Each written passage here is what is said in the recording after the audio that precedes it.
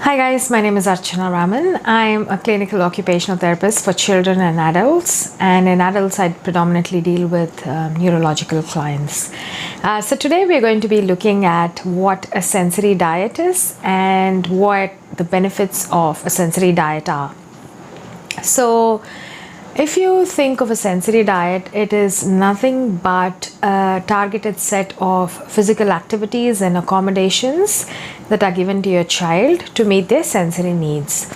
So now we know that there are sensory seekers, there are sensory avoiders. There are children who are always fidgety in their chair, school chair, or while they're doing online learning, children slump back, they can't sit and focus, they keep moving. And there are these children who will try to fidget with their hands, they will try to run away from the screen, whether it's if it's online learning, and if it's in-person learning, children won't sit in a place in the classroom. Some children constantly like to move in the classroom, and so on. There are also children who don't pay enough attention to the work that they're doing. So this could be because they have underlying sensory processing needs. So this video is going to be helpful for all these types of children and for adults who have sensory seeking and avoiding needs as well. So when we prescribe a sensory diet, I like to think of it as snacks, that sensory snacks or physical activity snacks that you give at routine intervals. I'm going to explain sensory diet to you with the example of having food. When we have our 3 big meals a day and 2 small snacks, or if you're someone who's used to having 3 big meals, what you'll notice is that your stomach is quite full and you don't need to snack in between. Whereas on days that we tend to starve or we are on a diet, sometimes we feel hungry, and that's when we make the wrong food choices. And we might go and have a big high-calorie meal just to quickly get a good burst of energy, and that's often a poor choice of meal.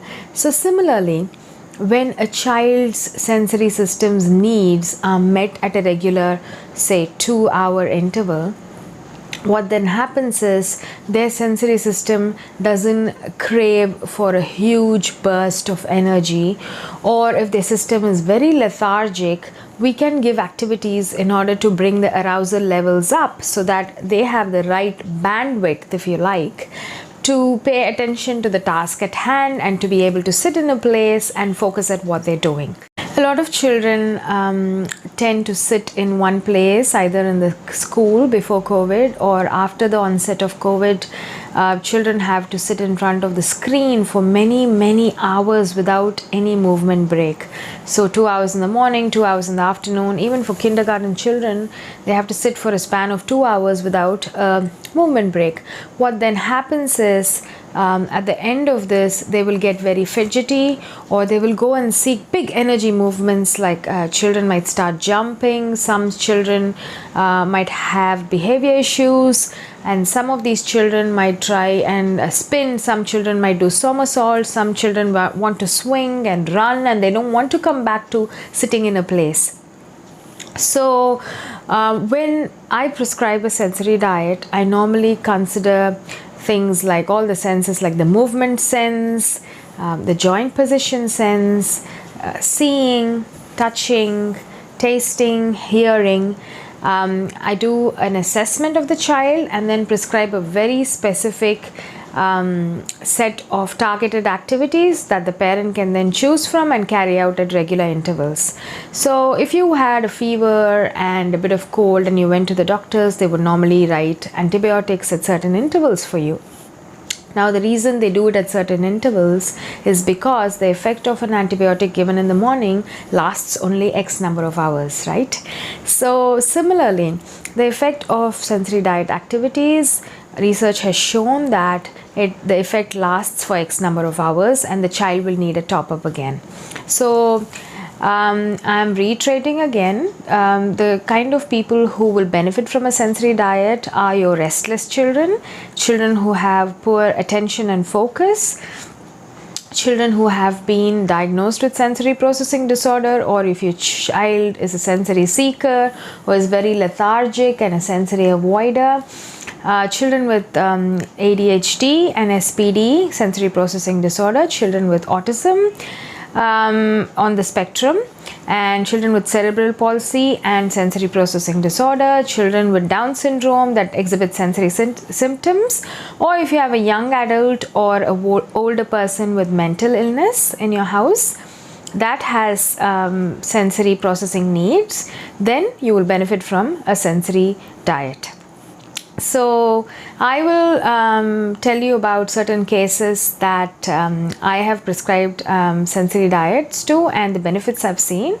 So there was this particular young child who was between 5 to 7 years old, and initially when the child came to me, the child was not able to sit for very long periods in a place. The child had very limited attention span, but within a couple of weeks of doing the sensory diet, he was able to sit for longer periods of time, and he was also able to focus and complete a 30 to 40 piece Lego puzzle, which is a great achievement for him because his attention span was very brief.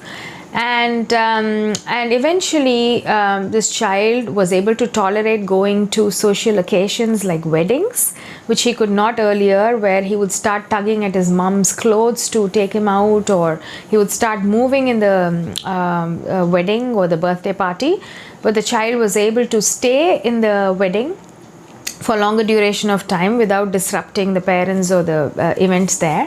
And this child was also taken for medical appointments, and at one point in time, after a few months of doing the sensory diet regularly, the child was able to stay at a medical appointment for more than a couple of hours. Actually, the father told me it was up to 6 to 8 hours. This child was able to sit in the hospital while the child's cousins were being checked with doctors. The same with autism. I have given it to quite a few children with autism, and I have this 9 to 11-year-old couple of children who have prescribed the sensory diet to, and the parents carry it out regularly along with the teachers, and we have noticed an increase in the speech. We have noticed an increase in decrease in restlessness, and also an increased ability to focus and do paper and pen based targeted activities. The child is able to sit more in one place.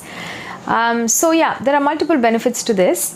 In case you would like to have one of these prescribed for your child, you can always consult us on our WhatsApp number, which is 95144811180.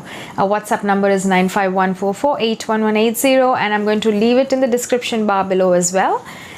Good luck, guys. Bye-bye.